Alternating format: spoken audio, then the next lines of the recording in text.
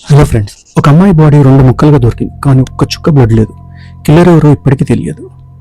అమెరికాలో అందరూ భయపడే మనిషి లంచ్కి వెళ్ళాడు, మళ్ళీ ఎప్పుడు తిరిగి రాలేదు. బాడీ కూడా దొరకలేదు. ప్రపంచం మొత్తం ప్రేమించిన ఆమె ఒక్క రాత్రిలో చనిపోయింది. సూసైడ్ అన్నారు, కానీ ఆ రాత్రి చాలా మంది ఏం జరిగిందో దాచిపెట్టారు. అతను చంపాడు, పోలీసులకి లెటర్ కూడా పంపాడు, కోర్ట్స్ పంపాడు, ఇప్పటికీ పట్టుబడలేదు. 50 సంవత్సరాలైనా సరే. ఈ 4 కేసెస్లో నిజమేంటో, వెనక ఏం జరిగిందో ఈరోజు మనం వీడియోలో తెలుసుకుందాం. Welcome to global journal.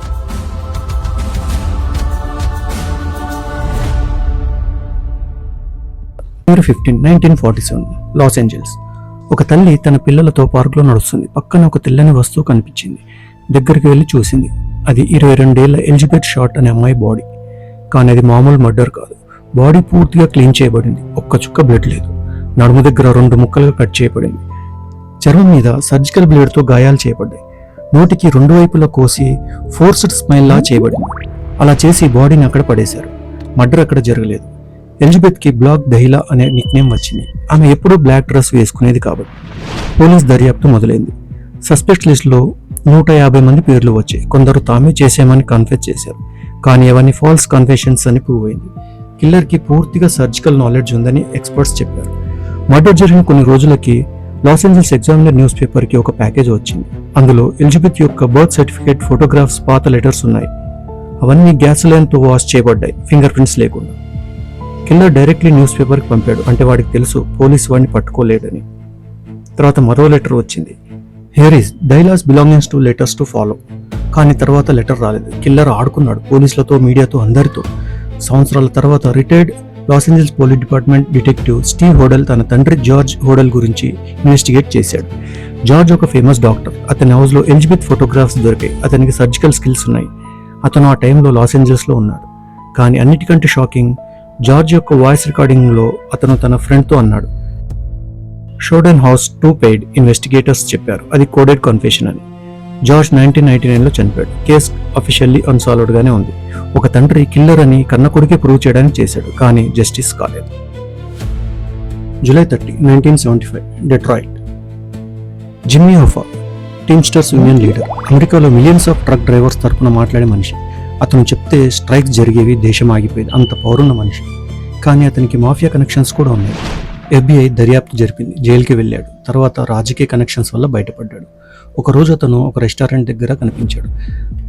తర్వాత మళ్ళీ కనపడలేదు. వెళ్లే ముందు తన వైఫ్కి కాల్ చేశాడు. I'm waiting for 2 guys, they are late. ఆ తర్వాత మళ్ళీ కాల్ రాలేదు. FBI వెంటనే ఇన్వెస్టిగేట్ చేసింది. అతను వెళ్ళిన కార్ ట్రేస్ చేశారు. బ్లడ్ స్టెయిన్స్ దొరికాయి. బ్లడ్ స్టెయిన్స్ జిమ్మీవే అని కన్ఫర్మ్ అయింది. సస్పెక్ట్స్ తెలుసు, మాఫియా మెంబర్స్ ఆంటోనీ గెస్లినో మరియు ఆంటోనీ ప్రొవెంజానో. వాళ్ళని కలవడానికి FBI వెళ్ళాడు, కానీ ప్రూవ్ చేయలేకపోయారు. సంవత్సరాల తర్వాత FBI వేరే లొకేషన్స్లో బాడీ కోసం సెర్చ్ చేసింది. న్యూజెర్సీ స్టేడియం కింద, డెట్రాయిట్ యొక్క వేర్వేరు ఫీల్డ్స్లో అంతా వెతికారు, ఏమీ దొరకలేదు. 2006లో ఒక మాఫియా ఇన్ఫార్మర్ చెప్పాడు ఒఫా బాడీని కాంక్రీట్లో పోసి ఒక బిల్డింగ్లో పాతిపెట్టారని. ఆ బిల్డింగ్ డిమాలిష్ చేసి సెర్చ్ చేశారు, అయినా ఫలితం లేదు. 2020లో ఒక డైయింగ్ మనిషి క్లూ ఇచ్చాడు. తాను ఒఫాని చంపానని, బాడీని క్రిమేషన్ చేసి లేక్లో వేశానని. కానీ FBI వెరిఫై చేయలేకపోయింది. అన్నిటికంటే షాకింగ్, ఒఫా దగ్గర ఉన్న ఫైల్స్లో పొలిటికల్ లీడర్స్ మరియు మాఫియా కనెక్షన్స్ గురించి డాక్యుమెంట్స్ ఉన్నాయని తెలిసింది. ఆ ఫైల్స్ ఇప్పటికీ దొరకలేదు. బాడీ దొరకలేదు, ఫైల్స్ లేవు, జస్టిస్ లేదు. వాళ్ళు దాచింది శవం మాత్రమే కాదు, నిజం కూడా. August 4, 1962 Los Angeles. Marilyn Monroe తన బెడ్రూమ్లో అన్కాన్షియస్గా పడి ఉంది. తర్వాత కొన్ని రోజులకి చనిపోయింది. తన వయసు 36. అఫీషియల్గా చెప్పింది ఏంటంటే స్లీపింగ్ పిల్స్ ఓవర్డోస్ వల్ల అలా చనిపోయింది అని. ప్రాబ్లం సూసైడ్ అని డిసైడ్ చేశారు. కానీ ఆ రాత్రి జరిగినవి చాలా స్ట్రేంజ్గా ఉన్నాయి. ఆమె హౌస్ కీపర్ మొదట చెప్పింది రాత్రి 12 గంటలకు అంతా నార్మల్గానే ఉందని. ఆ తర్వాత కథ మార్చింది. 3 గంటలకు గదిలో లైట్ చూశానని, డాక్టర్ రాత్రి 3:30కు వచ్చాడని. కానీ పోలీస్కి కాల్ రాత్రి 4:30కు చేసింది. ఆ గంట ఏమైంది? మ్యార్లిన్ మోన్రో అప్పుడు ప్రెసిడెంట్ జాన్ K. కెనడీతో క్లోజ్గా ఉందని చెప్పబడింది. ఆమె డైరీలో పొలిటికల్ సీక్రెట్స్ రాసిందని అంటారు. ఆమె చనిపోయిన రాత్రి ఆ డైరీ మాయమైంది. FBI డాక్యుమెంట్స్ తర్వాత రివీల్ అయ్యాయి. ఆమెను చాలా కాలంగా సర్వేల్ చేశారని, ఆమె ఫోన్ ట్యాప్ చేయబడిందని. అటోప్సీలో ఒక విచిత్రం, స్టమక్లో పిల్స్ లేవు. అన్ని పిల్స్ తింటే స్టమక్లో ఒకటైనా ఉండాలి, కానీ ఎవిడెన్స్ లేదు. బ్లడ్లో లెవెల్స్ చాలా హైగా ఉన్నాయి, అంటే ఇంజెక్ట్ చేయబడి ఉండవచ్చు. రాబర్ట్ కెనడీ ఆ రాత్రి లాస్ ఏంజల్స్లో ఉన్నాడు. సెవరల్ విట్నెస్ చెప్పారు ఆమె హౌస్ దగ్గర కనిపించాడని. కొన్ని అఫీషియల్ రికార్డ్స్లో అతను అప్పుడు వేరే చోట ఉన్నాడని ప్రూవ్ చేశాడు. 1982లో రీఇన్వెస్టిగేట్ చేయడానికి ట్రై చేశారు, కానీ క్రూషియల్ ఎవిడెన్స్ మాయమైంది. సూసైడ్ అయినా మర్డర్ అయినా ఆ రాత్రి నిజం దాచడానికి చాలా పవర్ఫుల్ పీపుల్ కలిశారు.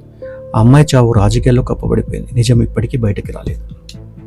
1968-1969 కాలిఫోర్నియా. ఒక సీరియల్ కిల్లర్ కనీసం 5 మందిని చంపాడని అరెస్ట్ చేశారు, కానీ తాను 37 మందిని చంపానని పోలీసులకు చెప్పాడు. అతను తనని తాను జోడియాక్ అని పిలుచుకున్నాడు. ప్రతి మర్డర్ తర్వాత పోలీస్కి, న్యూస్ పేపర్స్కి లెటర్స్ పంపించేవాడు.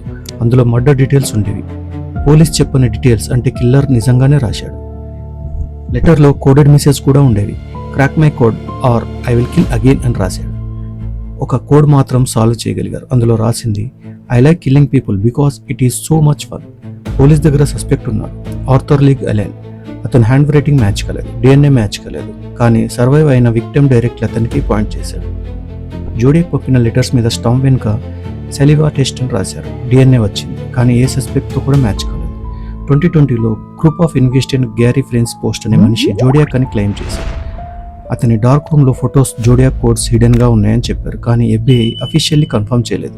జోడియాక్ చివరి కన్ఫర్మ్ లెటర్ 1974లో వచ్చింది. తర్వాత కనిపించకుండా పోయాడు.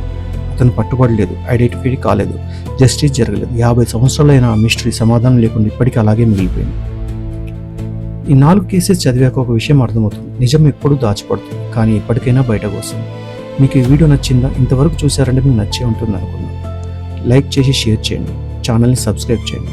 మరో ఇంట్రెస్టింగ్ వీడియోతో మళ్ళీ కలుద్దాం. Signing off.